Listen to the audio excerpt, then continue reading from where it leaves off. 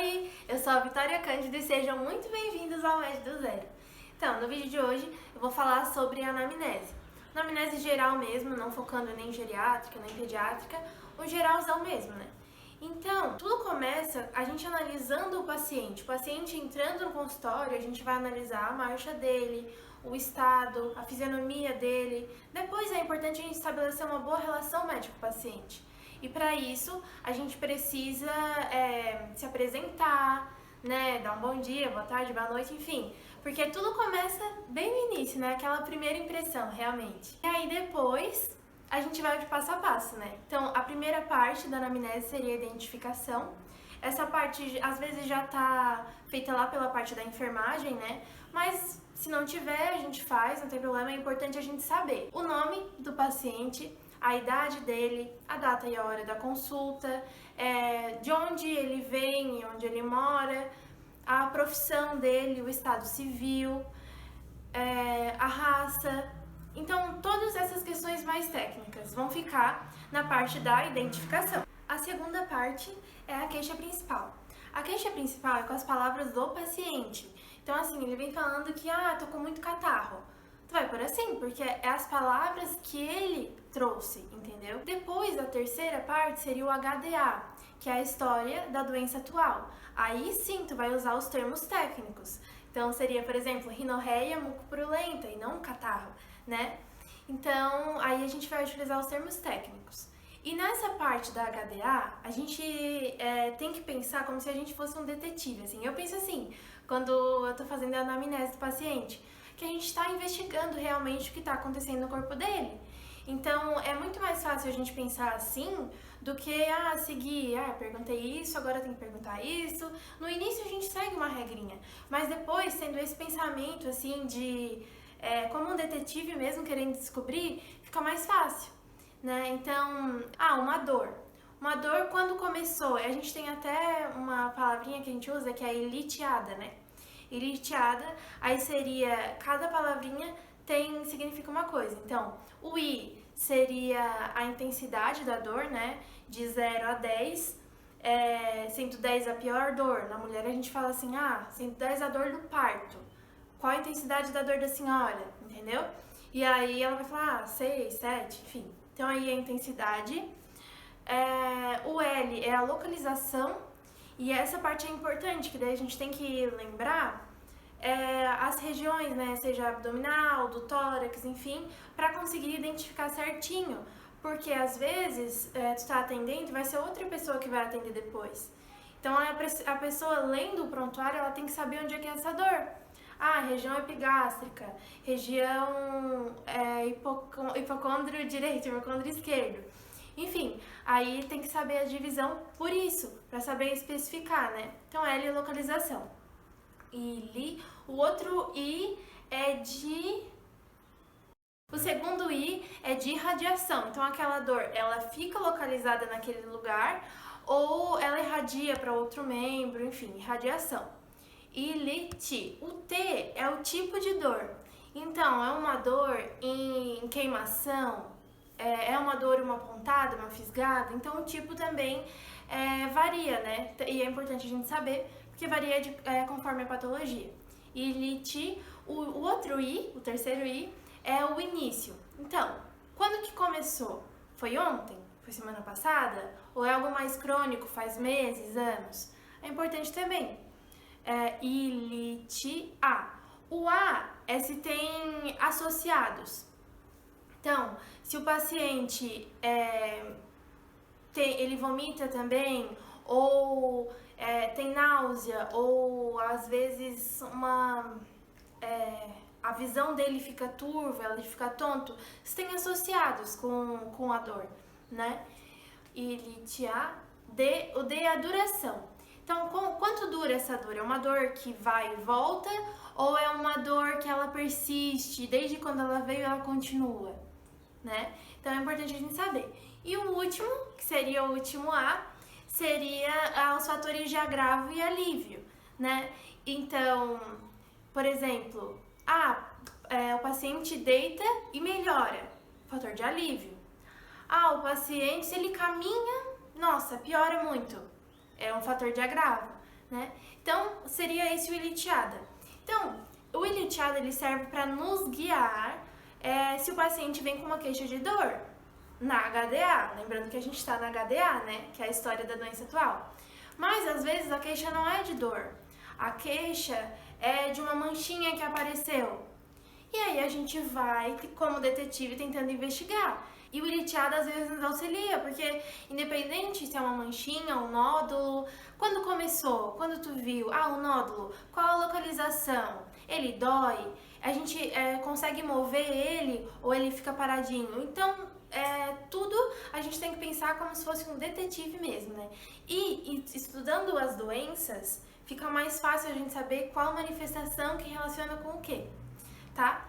Mas essa é o HDA, em termos médicos. A quarta é a RDAS, que é a revisão dos diversos aparelhos e sistemas. Aqui a gente vai abordar o paciente como um todo, de cima a baixo, todos os sistemas e aparelhos, como o próprio nome diz.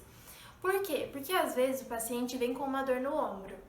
E aí a gente focou no HDA, naquela dor no ombro. Mas ele tem também uma queixa, uma dor no estômago, que ele não relatou porque na hora não era importante. Mas é assim que a gente vai ver na revisão dos diversos aparelhos e sistemas. Então a gente vai, eu gosto de ir assim, de cima a baixo. Primeiro, cabeça. Cabeça, cabelo, couro cabeludo, aí vamos sistema nervoso central, tontura, enxaqueca, alguma turvação visual, algo do tipo. Tô falando bem rapidinho, né? Mas é só pra gente ter uma noção. Então, queixas que podem estar relacionadas ao cérebro, à visão, se tem falta de vista, se consegue escutar bem ou tá tendo uma falta de deficiência auditiva. Enquanto aí depois o nariz, tá respirando bem? Como é que tá? Tá tendo dor aqui, né? Pra ver se tem sinusite, rinite, essas coisas assim. Depois a boca e ver se tem alguma alteração da pele, enfim, aí vai indo. Depois de a gente vir por aqui, né, a gente vai fazer a revisão da parte respiratória. Então, tá respirando bem? Quando dorme, ronca ou algo do tipo? Tá tendo coriza? Então, vai indo. Tá respirando bem, nega queixas respiratórias. Depois, cardio.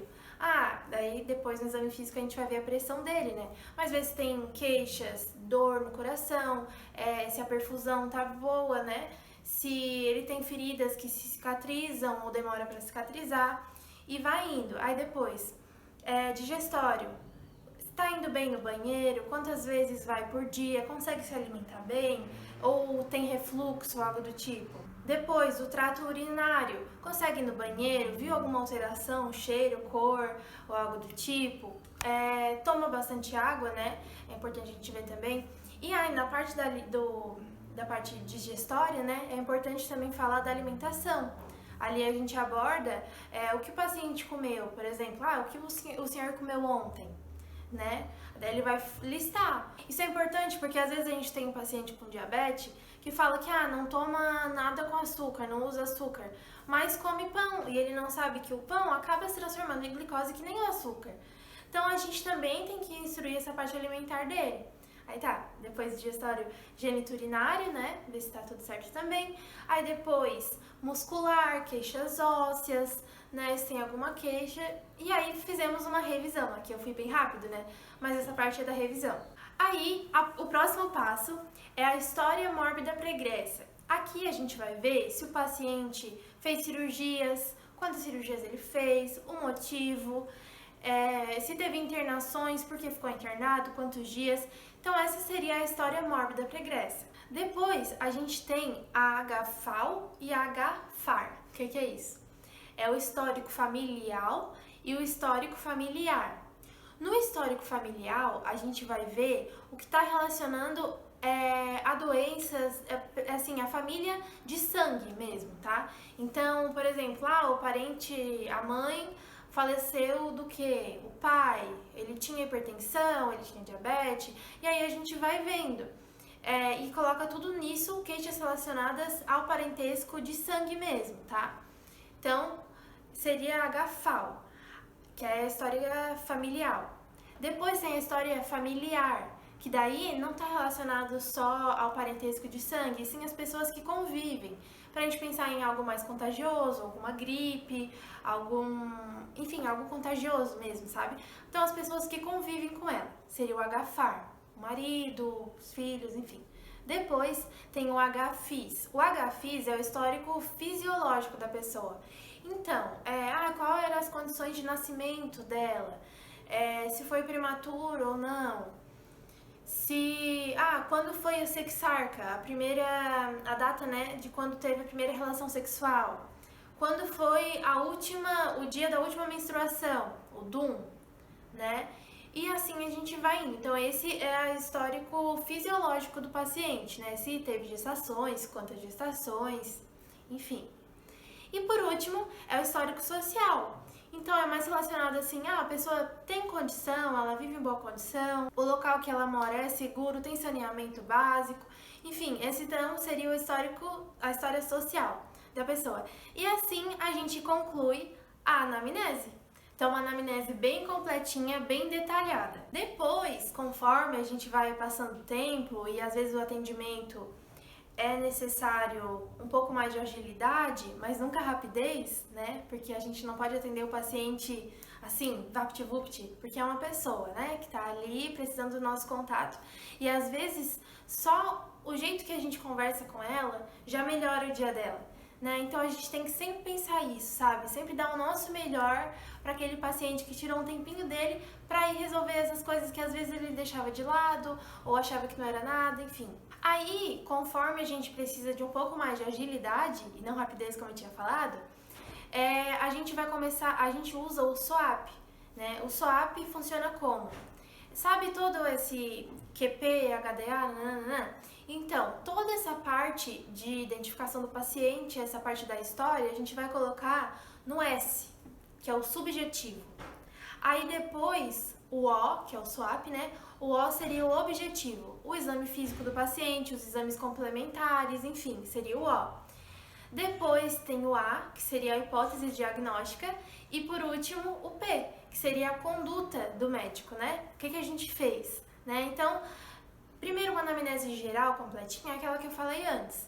Depois, conforme vai passando o tempo, a gente vai tendo mais habilidade, a gente faz o swap, tá? Então é isso, eu espero muito que vocês tenham gostado, que tenha ajudado vocês de alguma forma. E é aquilo que eu sempre prezo, sabe? Ser um profissional diferente e fazer a diferença. Sempre atender com qualidade e às vezes com a própria conversa o paciente já melhora, tá? Então, ser amigo do paciente, sabe? Conversar com ele para que ele possa se abrir com a gente, tá bom? Então, é isso. Obrigada e tchau!